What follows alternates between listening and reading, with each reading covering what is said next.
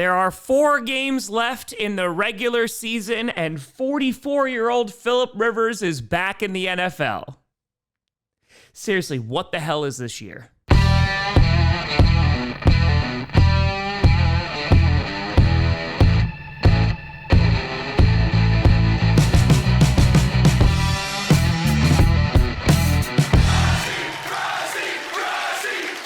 Grossi Posse Packer Nation. Welcome to an episode of Podcast, the podcast where you don't have to do Packers fan, but it sure does help. I'm your host, Tom. Week 15 is frickin' frackin' here. Grossi. And today we are going to be taking a look and ranking the top 10 teams heading into week 15 of this NFL season. And listen, December football is underway. This past week was insane. We got new number ones in the AFC, in the NFC. Teams are gearing up to try and make a playoff push. The Chiefs might not even make it into the postseason. This year has truly been one of the most fun I've seen in many, many years, just because the parity in the NFL is alive and well. And considering that whoever makes the postseason, it feels like they have an actual shot to win the Super Bowl, is incredibly exciting. So now let's try to rank these top 10 teams, because as of right now, I don't think anybody knows who's good still. And before we get into the honorable mentions, I just want to thank you and shout you out as we just hit 943,000 subscribers on this channel. As always, there are no sponsors on this channel whatsoever, and so thank you so much for supporting this free show. It's free to subscribe. We're getting closer and closer to 950K. We're hoping to hit that by the end of December, but just thank you so much for all your support. It means the world. Now let's go get this Millie. Starting off with our honorable mentions, I'm gonna give a shout out to the Miami Dolphins. It's been a while since we talked about the Dolphins in these power rankings because things have not gone very well for them this season. Of course, Tyreek Hill getting injured early, and then Tua was playing some really bad football. But throughout these past few weeks, the Dolphins have been looking pretty darn solid. They are on a 4-game winning streak. They just were able to knock off the Jets. And yes, they're playing a third-string QB. But hey, that's a schedule that is in front of them. And considering the Dolphins could actually realistically make the playoffs, they have the same record as the Kansas City Chiefs as of right now. It's not out of the question. Those last 2 games might be tough as they will have to play the Patriots again, but they're also going to have to take on the Buccaneers, and hell, even the Bengals with Joe Burrow back may be a tough task. But it does feel like Mike McDaniels may have saved his job. Chris Greer, their GM, got fired a few weeks ago, and look, since then, they've been undefeated, something that Miami fans have been asking for literal years. And so for the Dolphins, I got to at least give them a shout out because they're winning a bunch of games, and while the season may not go exactly how they wanted, we'll see if they can make their way into the playoffs, and who knows, maybe they can actually win their first playoff game in a cajillion years. Then another honorable mention, I gotta shout out the Detroit Lions. The Lions. Oh man, well, they got beat on Thanksgiving by the Packers. They got swept by Green Bay this season, and it started to feel like maybe this was not going to be their year. They, of course, lost to the Philadelphia Eagles before that, and they had a matchup with the Cowboys, who just got done beating the Eagles and the Chiefs in the same week, and it was going to be a tough game. But holy God, did the Detroit Lions come roaring back. Jahmyr Gibbs, David Montgomery, both having excellent days, especially Montgomery on the ground. He was just ripping off runs, and it really felt like that Lions offense was able to find itself once again. They are still outside of the playoffs looking in as of right now, as they are sitting at the 8th seed. However, week 18, they are going to be going up against the Chicago Bears, and considering how this season's going, who knows, that could be for the final wild card spot. And so while they won't have Brian Branch, Terry and Arnold got injured, that pass rush was able to get after Dak Prescott. Muhammad had a great night. Hutchinson did pretty darn well. So yeah, it feels like the Lions could make some splashes and potentially make their way into the postseason if they win enough of these remaining games. They have a big matchup against the Rams this upcoming Sunday, which is going to be a really important game for playoff configurations. But as of right now, the Lions, they get an honorable mention shout out. Let's see if they're going to be able to roar their way back in to the power rankings. And then finally, I gotta shout out the LA Chargers.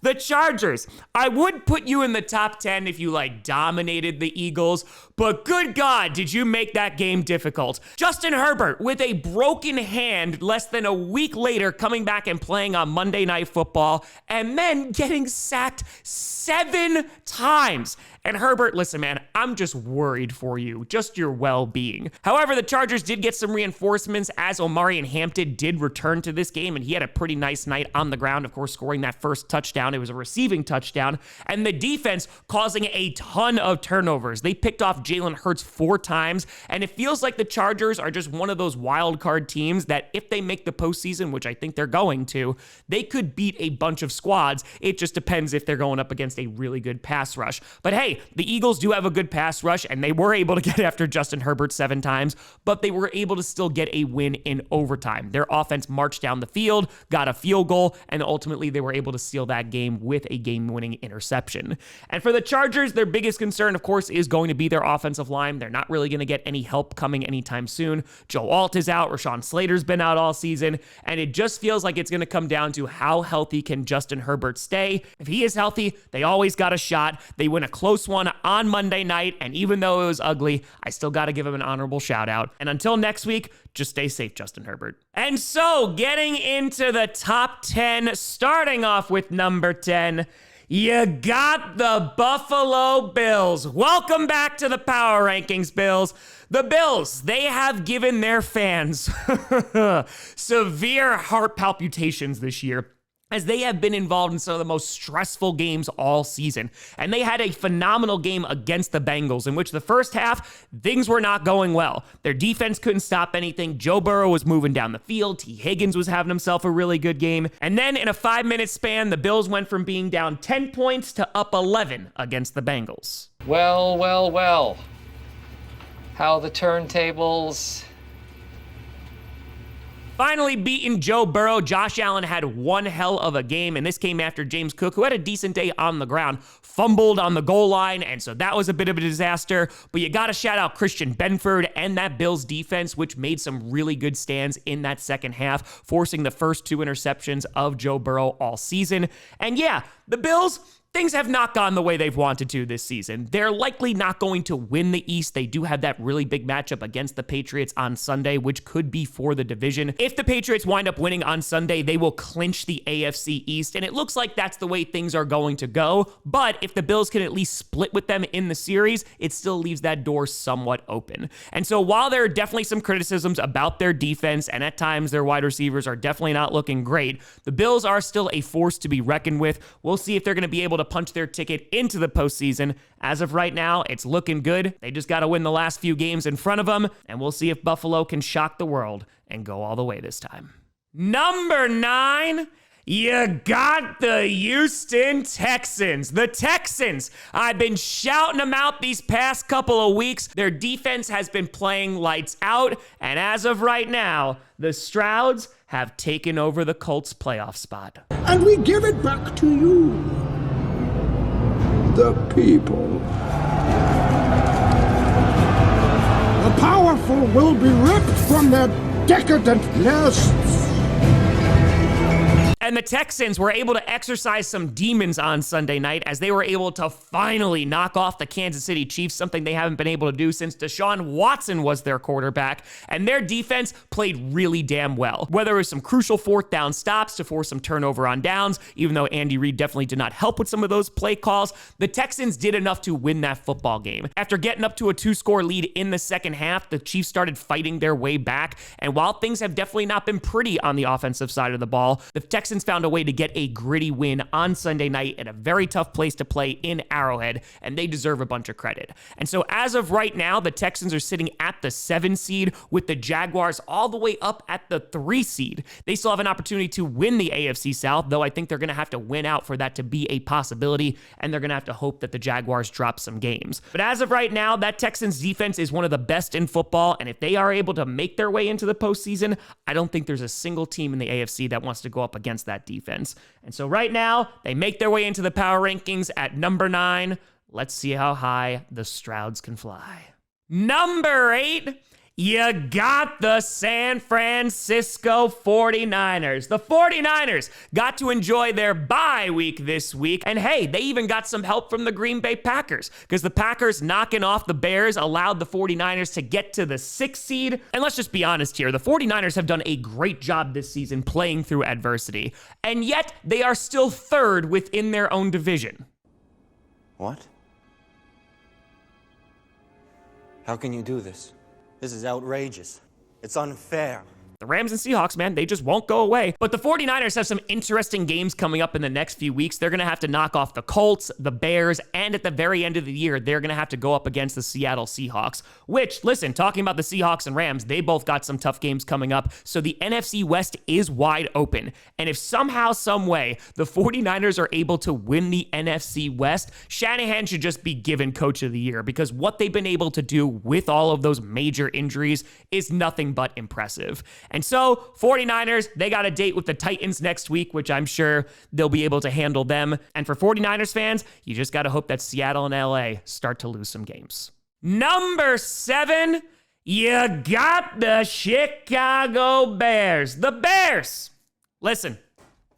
GG's. We knew it was going to be a great game on Sunday, and it truly was. And it was a tale of two halves. The Packers were really dominating that game in the first half. The defense was really just getting after Caleb Williams. Micah Parsons had 8 pressures on the day. However, you got to give some credit to the offensive line because they were able to keep Caleb Williams upright for the majority of the game, only allowing 1 sack. And in that second half, they really started to fight their way back into that game, eventually tying it. And so, the Bears, they deserve a lot of credit. The problem, of course, for Chicago is they go from the number 1 seed all the way down to the 7 seed because that's just how damn competitive the NFC is. And of course, it came down to a final play in which Caleb Williams threw a game-sealing interception. And I'm sure Bears fans are just wishing that Caleb Williams could be as clutch as Jordan Love. Tony Stark was able to build this in a cave with a box of scraps. Toyota-thon, baby. But really, you got to give the Bears a whole lot of credit. Caleb Williams did have some phenomenal throws in that football game, and I am very much looking forward to that rematch in a couple of weeks on Saturday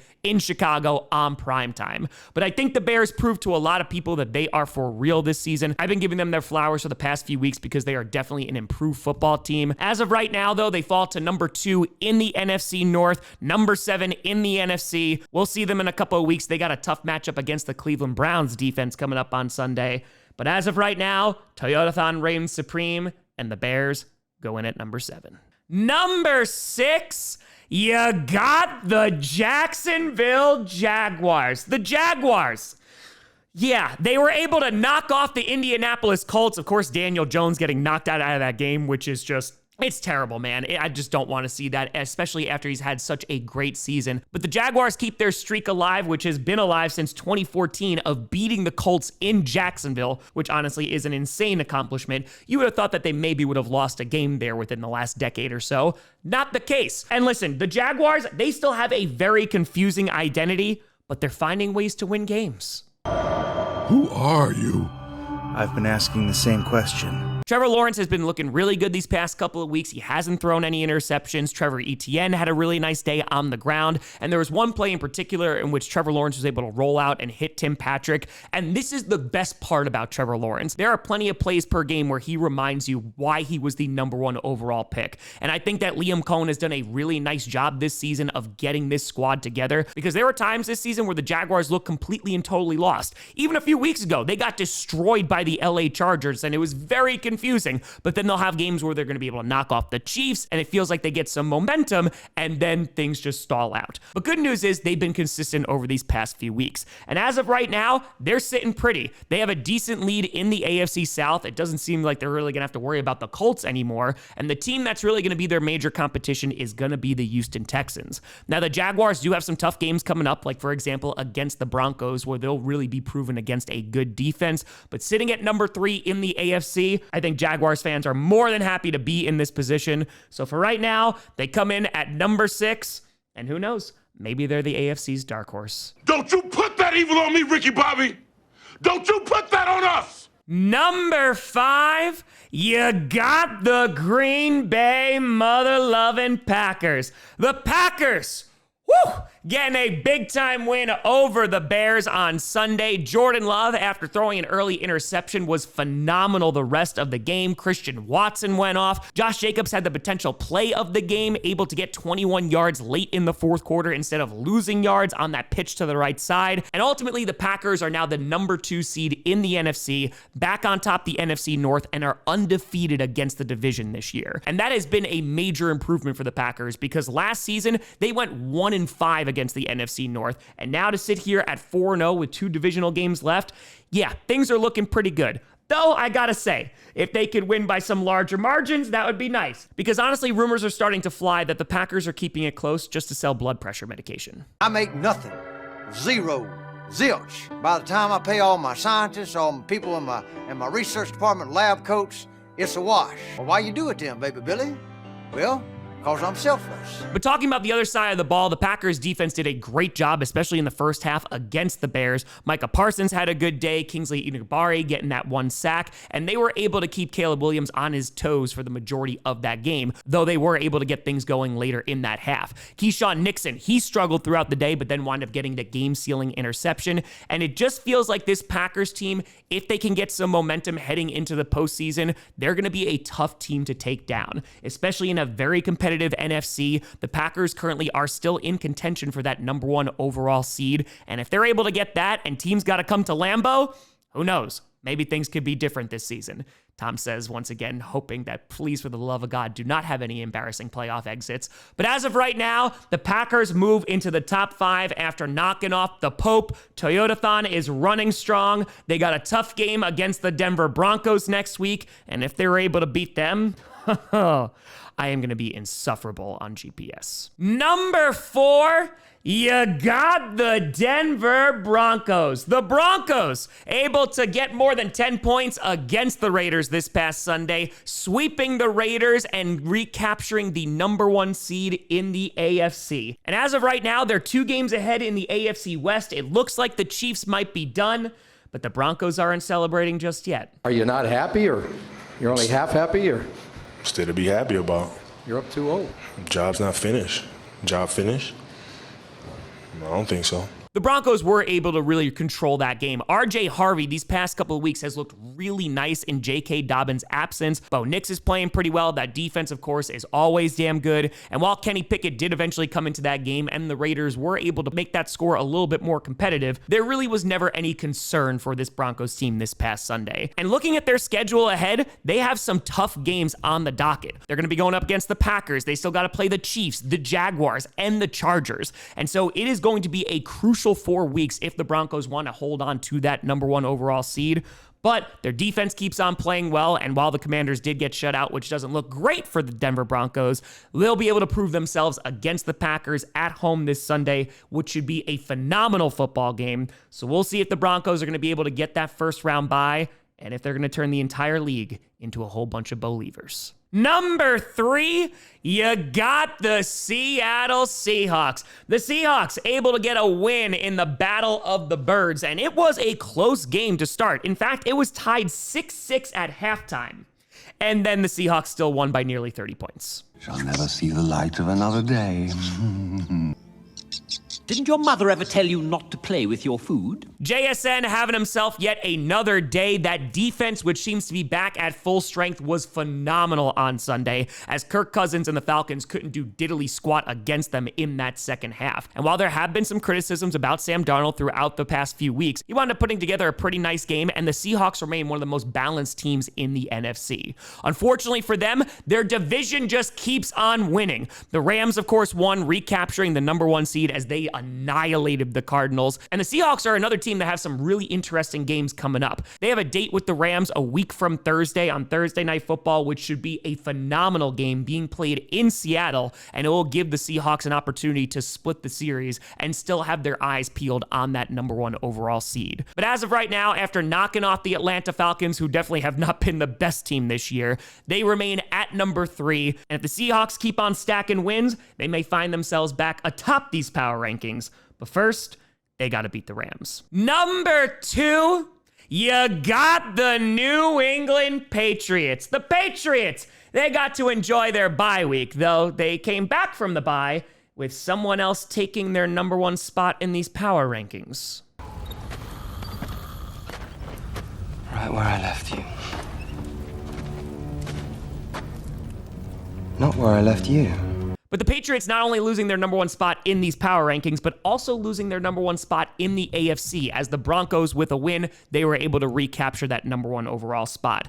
And for the Patriots, they still have it all in front of them. They do need the Broncos to lose at least one game for them to get that number one seed. But as of right now, they are sitting pretty. As I mentioned, if the Patriots win against the Bills in this huge divisional matchup on Sunday, they will win the AFC East for the first time since 2019, which, hell, heading into this season, we were hoping that their ceiling would be the wild card, but now they're still in contention not only to win their division, but also get the number one seed in the AFC and get that bye week. So yeah, they've been super damn impressive. And honestly, they still would have been the number one team in the power rankings if they had played this week, but they didn't, and the Rams had such a dominant performance, so I gotta give them some credit here. But the Patriots still looking like one of the better teams in football. They will be tested on Sunday against that Bills squad. But as of right now, the evil empire remains in control. Let's see if they can get back to number one. And with that, you got number one, the LA Rams. The Rams have taken back the number one spot in the conference and in Tom Grossi's power rankings. Oh, all is right in the world. Yes, it is. Which one's more important? I don't know. That's for Rams fans to decide. But the Rams beat the ever-living crap out of the Arizona Cardinals. Good God. That game was not close. Puka Nacua going off. Matthew Stafford, after having 3 turnovers last week, he played a phenomenal game. Blake Corum destroyed Arizona on the ground, and this was just a complete team win. And considering that the Cardinals have been a feisty team this year, having a ton of one-score games, this is not necessarily the easiest thing to do. But the Rams, after suffering a loss against the Panthers last week, they needed a bounce-back win. Yeah, they got it this past Sunday. As I mentioned before, they are not only atop the NFC West, but also atop the NFC. And so they have complete control over their own destiny. These next 2 games are going to be pivotal, though, as they have some back-to-back matchups that are really brutal. They got to go up against the Detroit Lions on Sunday, and then on a short week, they got to go on the road and face the Seattle Seahawks. And if they're able to win those games, I like them potentially to win out the rest of the year, and that would solidify them as the number one team in the NFC. And as of right now, they sit atop these power rankings. And if you want that to change, somebody's got to beat them, besides Carolina. And so, just to recap here, at number 1, you got the Rams, 2 Patriots, 3 Seahawks, 4 Broncos, 5 Packers, 6 Jaguars, 7 Bears, 8 49ers, 9 Texans, and 10 Bills. But let me know what you think down in the comments below. Who should be on this list? Who should be off of it? The bye weeks are officially done, and now just 4 regular season games remain between us and the postseason. Let's get to the playoffs. You know, I saw me at TomGrossiComedy.com, and a big shout and thank you to all the Patreons and YouTube members for supporting this channel. And thank you so much for watching. I'm Tom Grossi. And as always, go Pack, go.